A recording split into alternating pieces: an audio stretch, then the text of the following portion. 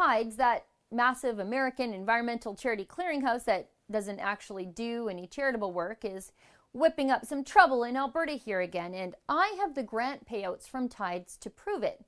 You see, Tides acts as the bank account for environmental groups to astroturf their opposition to Alberta oil and gas, using groups on the ground in Canada to make it seem like the opposition to oil and gas development is local and legitimate. But in reality, it's anything but. You see, Tides is based in San Francisco, and though it does have an arm here in Canada, it's basically just a tentacle of the mother octopus, committed to blocking fossil fuel development. Now, they do this through a couple different ways. One way is fake concern for animal habitats, like those that belong to the spirit bear, the orca, or the caribou. And another part of Tide's strategy in Canada is whipping up Aboriginal opposition to oil and gas development.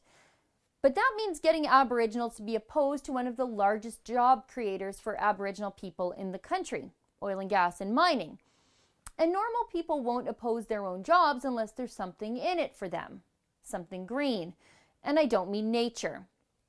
I mean cold, hard cash. So here are some of the grants that we uncovered to just one Aboriginal band here in Alberta, the Beaver Lake Cree, in 2015, funded directly from Tides. It was given to them in two different grants, $40,000 in one grant and $10,000 in another, a total of $50,000 in cash from a foreign meddler. Now here's the worst part. This is directly from the grants document. It says the money is for research, education, and organizing on dirty fuels and pipelines. It's cash to oppose Alberta jobs in the middle of the worst jobs crisis in a generation. But Tides has granted money to Aboriginal bands in Alberta here before for exactly the same reasons, to oppose oil and gas development. In 2014, Tides gave $55,000 to Chief Alan Adam from the Athabasca Chippewa First Nation near Fort McMurray to fly to Toronto to sit on a stage next to Neil Young, the folk singer, was in town to demonize Canada's oil industry. But funding Fort McMurray Aboriginals against the oil sands isn't working for these people anymore.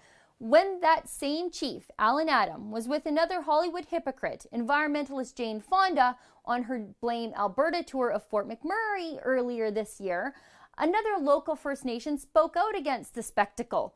Fort McMurray number 468 First Nation issued a press release admonishing Alan and said that they value the responsible development of the oil sands and its partnership with the industry. So why are these grants to Beaver Lake First Nations different? Why are they special?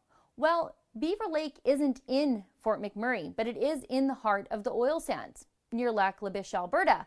About 400 people live on the reserve and the rest live off reserve, you know, where the jobs are. It's a band totaling about 1,200 people. And Lac La Biche is important because it's near Cold Lake. And Cold Lake is the oil sands no one talks about, butted up against the Cold Lake Air Weapons Range. The oil sands there are not mined. It's extracted using drilling technology, so it's cheaper to get at. And because of that, it's one of the only places people in oil and gas are really working in Alberta right now. So it looks like the Antis have figured something out. The Aboriginals in Fort McMurray are fed up with them and they're speaking out. So Tides has to find new people to use to front their cause and a new place to attack. One where people are working and working hard. Anyway, what this all means is that the Antis are catching on and they're being even more targeted and strategic in their attacks against the industry. And we can expect more. The Antis will not be content to have their man in the Prime Minister's office. And they won't be happy until no Canadian oil and gas flows and everyone is unemployed, which will be, of course, great for Saudi Arabia.